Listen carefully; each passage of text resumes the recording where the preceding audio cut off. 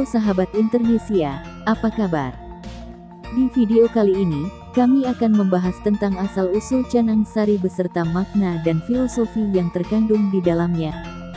Video ini dibuat supaya bakti dan sembahyang kita sehari-hari lebih bermakna, tidak sekedar bakti, atau sekedar sembahyang, atau sekedar ngayabang. Sebelumnya, mari kita subscribe channel ini, supaya makin banyak video yang bermakna dan semakin bertambah pengetahuan kita. Terima kasih. Inilah asal-usul, makna, serta filosofi Canang Sari, dikutip dari berbagai sumber. Canang Sari merupakan ciptaan dari Empu Sangkul Putih, yang menjadi Sulinggi, menggantikan Danghyang Resi Markandeya di Pura Besakih, setelah Danghyang Markandeya moksa. Filosofi dari Canang Sari secara teologis adalah, sebagai wujud permohonan kita kepada Ida Sang Hyang Widi sebagai Dewata Nawasanga, supaya hadir dan berstana, untuk memberikan anugerah kepada kita. Menurut Ida Pedanda Gede Made Gunung, seorang pedanda Bali, kata Canang terdiri atas dua suku kata bahasa Kawi, yaitu kata ca, yang berarti indah, dan kata nang, yang berarti tujuan. Dengan demikian, bisa dijabarkan bahwa, canang adalah sebuah sarana, yang bertujuan untuk memohon keindahan atau sundaram, kehadapan Ida Sang Hyang Widiwasa. Berikut inilah simbolisme dari bagian-bagian penting yang terkandung dalam canang. Yang pertama, ceper. Ceper adalah alas dari sebuah canang yang memiliki bentuk segi empat dan melambangkan angga sarira atau badan. Keempat sisi ceper melambangkan pembentuk angga sarira atau badan, yaitu Panca Mahabhuta, Panca Tanmantra, Panca Budindriya, dan Panca Karmendriya. Canang yang dialasi ceper merupakan simbol Arda Candra, sedangkan yang dialasi oleh tamas kecil merupakan simbol dari Windu. Yang kedua adalah beras. Beras atau bija melambangkan Sang Hyang Atma, atau yang membuat badan menjadi hidup, yang melambangkan benih di awal kehidupan, yang bersumber dari Ida Sang Hyang Widiwasa, dalam wujud Atma. Kemudian yang ketiga, yaitu porosan. Porosan terbuat dari daun sirih, kapur, dan jambe atau gambir, yang melambangkan Tripremana, yaitu Bayu, ialah pikiran, Sabda, ialah perkataan, dan Idep, ialah perbuatan. Ketiganya membuat tubuh yang bernyawa dapat melakukan aktivitas yang baik. Setidaknya, jika kita rajin menghaturkan Canang Sari, kita berharap kita dapat berpikiran yang baik, berkata yang baik serta berperilaku yang baik. Porosan juga melambangkan Trimurti, yaitu kapur, melambangkan Siwa, sirih, melambangkan Wisnu, dan gambir, melambangkan Brahma. Porosan mempunyai makna bahwa setiap umat harus mempunyai hati atau poros yang penuh cinta dan welas asih, serta rasa syukur yang mendalam, kepada Ida Sang Hyang Widiwasa. Yang keempat, yaitu jajan, tebu, dan pisang. Jajan, tebu, dan pisang menjadi simbol dari Tedong Ongkara yang melambangkan kekuatan Utpeti, Stiti, dan Pralina dalam kehidupan di alam semesta. Yang kelima adalah sampian uras. Sampian uras atau duras dibuat dari rangkaian janur yang ditata, yang berbentuk bundar, yang biasanya terdiri dari 8 ruas atau helai.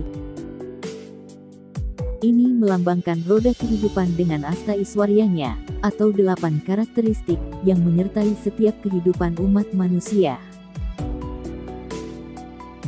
Yang keenam adalah bunga.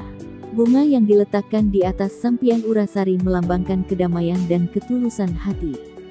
Ada beberapa hal yang perlu diperhatikan dalam pemakaian bunga, yaitu, bunga yang dipakai adalah bunga yang masih segar dan berbau harum. Jangan sampai memakai bunga yang sudah dimakan ulat, terlebih lagi bunga yang tumbuh di kuburan. Penataan bunga juga harus berdasarkan warnanya, harus diatur dengan etika dan tatwa, dan harus sesuai dengan pengider-ideran Panca Dewata.